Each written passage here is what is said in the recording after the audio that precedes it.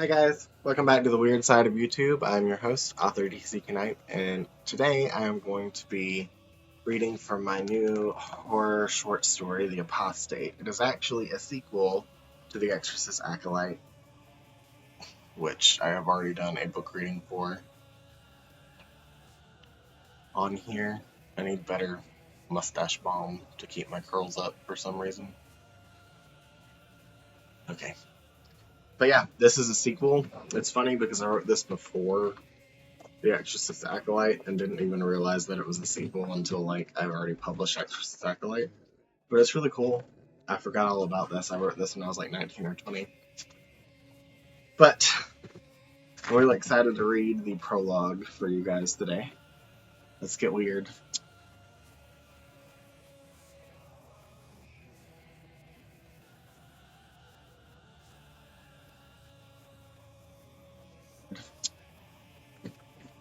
The Apostate, a short story sequel to The Exorcist Acolyte. Prologue, the Second Coming. We are equal to each other under inasmuch as we were both created from the earth. Lilith, Genesis Rabbah 2:18. The earliest memory is of my earliest memory is of my first kiss. I was only a tender 5 years old, but it was such a pure, innocent, and delicate thing. It was just a sweet peck and a loving embrace, one I shared with my very best friend. Sometimes I find myself reminiscing about it. Karina had been pestering me all day. She wanted me to play a game with her, one that she had made up in that wildly imaginative head of hers. I thought it silly, as well as a bit dangerous, to imitate the adult couples, how the husbands showed their affection to their wives. Was never any of interest to me. Karina was so excited about it, though. I just didn't want to disappoint her. So we played pretend. I played the role of the husband, simply because Karina was bubbling over with way too much anticipation to portray the dominant party. Of course she wanted to be the wife anyway. I didn't question it. We had to hide ourselves. This was because we knew all too well that if the elders caught us playing such a forbidden game, we would be severely punished. So we ran through the halls of the grand church hand in hand and leaving loudly echoing giggles in our wake. As soon as we arrived in the east sanctuary, we hid beneath the countless wooden pews. The flickering lights of the hundreds of lit candles filled the room, creating long, dark shadows that crawled across the cold marble floor. These shades of darkness protected us from the prying eyes of the elders, or at least so we hoped. There, as we both lied upon our stomachs beneath the pews, we shared a soft, short, sweet kiss. She put her arm around me, mirroring the married members of the grand church when they held one another in such sweet embraces. Although it only lasted for a few moments, what Karina and I shared that day would prove to be the catalyst that would metamorphosize my entire life. I had always had a very strong affection for the girl. Her dark skin and glimmering innocent eyes had captivated me from the first moment that I saw her. Unlike my parents and I, she and her family weren't original members of the Grand Church. They were always treated differently. In fact, when they first arrived, the elders didn't even acknowledge them. Karina's father had to work twice as hard as any other man of the church for less than half of the recognition, and none of the women ever associated with her mother, not even my own. I could only think of one reason why Karina and her family were treated so differently. It was because their skin was darker than our own, but I could never for the life of me figure out why something like that would matter. Before then, I had never known that people's flesh could be different than the pale shade that I shared with the other members of the Grand Church. Seeing the difference hadn't bothered me at all, however. Was it even supposed to? I was too scared to ask anyone. Karina and I were only allowed to play together a few months prior to our kissing game, and even then the elders, as well as my parents, showed their disapproval by turning up their noses when I passed them by within the thick black walls of the grand church. That frightened me, but I couldn't help it. The girl was my addiction. Although she and her parents weren't allowed to talk about where they came from, Karina never seemed to feel at home in the grand church. I couldn't understand why this was, because it was all that I had ever known.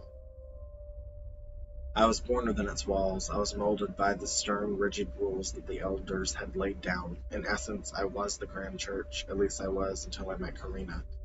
I was always curious about the outside. I was always curious about the outside world. However, hearing tales of it from the hunter elders filled me with unbridled excitement. Each day they would bring in more and more food, speaking of the strangest things. They spoke with words I had never heard before. Despite this, I'd be punished upon getting caught eavesdropping their conversations. The food they brought and was always the same: thick, red, fleshy meat. They never spoke of its origins, and we were always left hungry. Sometimes it felt like the elders only fed us enough to barely keep us alive. That would have been understandable if they didn't eat so much of it.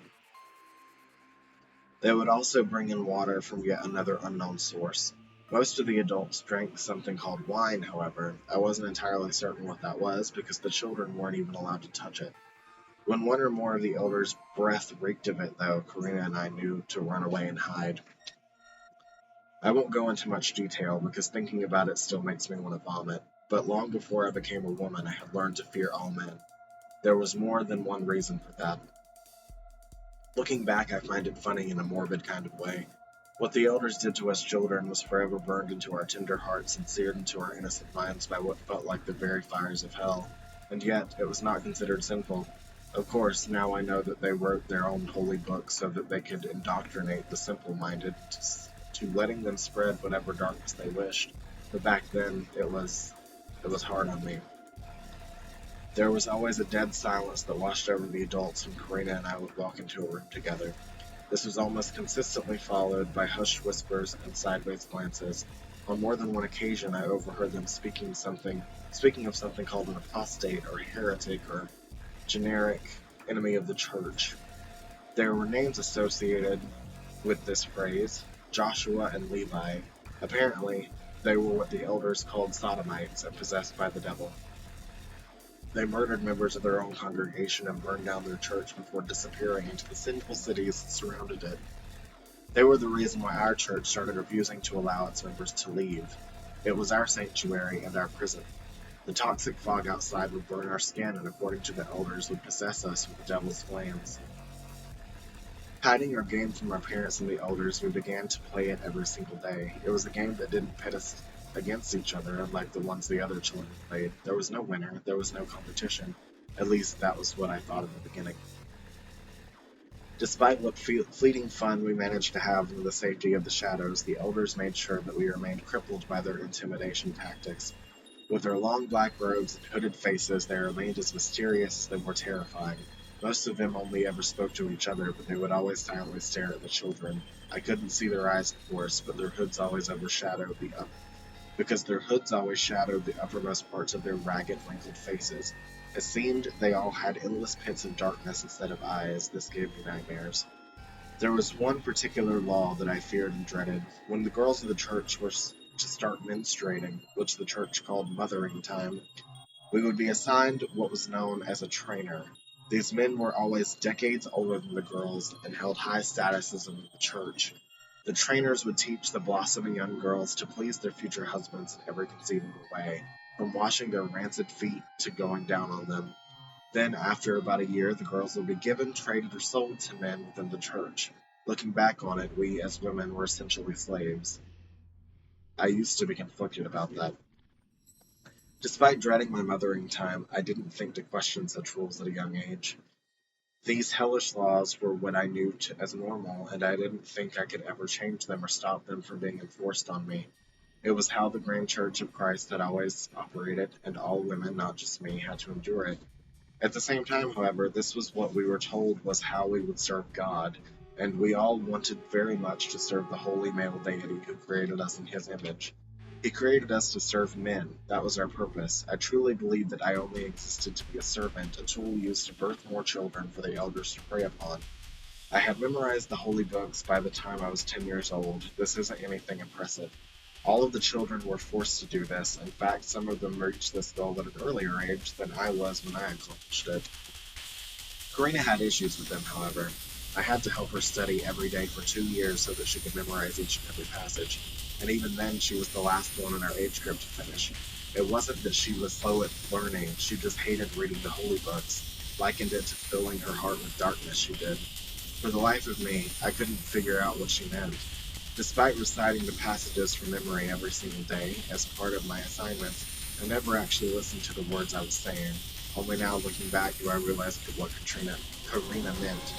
We were being brainwashed. I still get chills thinking about it. Grand Elder Tomlinson, a sort of king of the Grand Church, was the one who was in charge of everything, soaking within a deep black well of the power he held over everyone. He ruled us all with an iron fist, punishing disobedient children with dreaded exorcisms and dipping their hands into burning holy water. He was feared by all of the grand church. His age was unknown to me, but he had gray hair. He ate more than anyone else was allowed to, which accounted for his large, bulbous size. What frightened me was the most about him was his terrifying eyes. They were a light shade of brown, but sometimes I swear they looked as if they were glowing with an eerie amber color. He was the one who caught Karina and I playing our game just before we were to begin our mothering time. We knew that if we were to ever get caught, that it would mean the end. Yet we took the risk each and every day. It wasn't as if we weren't afraid. We were terrified, to be honest. But something always drew us back to one another. As a child, I was being taught that it was some demon using its dark powers of lust to corrupt us. Now, as a young woman, I learned that it was love. As soon as he discovered what we were doing, Grand Elder Tomlinson violently jerked us both up by our hair, roughly ripping our thin bodies out from under the pews. Roaring out shrieks of hellfire and lust-induced damnation, he dragged us out of the empty sanctuary, tightly gripping the hair at our scalps. The horrified cries that poured out of Karina's gaping mouth as this occurred still haunt my nightmares to this very day. Tears were cascading down both of our faces, although we were profusely apologizing and begging him to let us go. Our pleas fell on deaf ears. He dragged us down the stairs and through the east corridor of the grand church, spewing such hateful filth from his darkened tongue. As we passed a handful of other members of the church, they would simply turn away. Parents would cover their children's eyes so that they wouldn't be corrupted by the hideous sight of our lust. Still bellowing about our sins, the Grand Elder dragged us by our hair into the dining hall where my parents were. There he violently threw us at their feet. Some part of me expected them to be angry with him for hurting us so violently. Instead, they asked him what we did wrong. I'm not sure why I was so shocked by that. I caught these two she-devils giving it to homosexual lust, grunted the Grand Elder, flinging droplets of yellowed saliva through his fattened lips. I had never heard the word homosexual before, but judging from my parents' reactions, he might as well have told them that we murdered someone. My confusion paled in comparison to my fear, however. This was my first time being in trouble.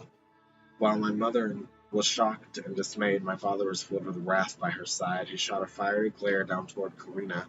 What he saw was not a frazzled, bruised, and crying teenage girl, however. It seemed as though he saw a monster. Black-fleshed succubus, he shouted, quickly reaching down and striking her across the face. I gasped in shock as Karina was tossed to the side. Shaking my head, I turned back to my parents. This was the most heartbreaking thing I had ever gone through. Little did I know that it was about to get much worse.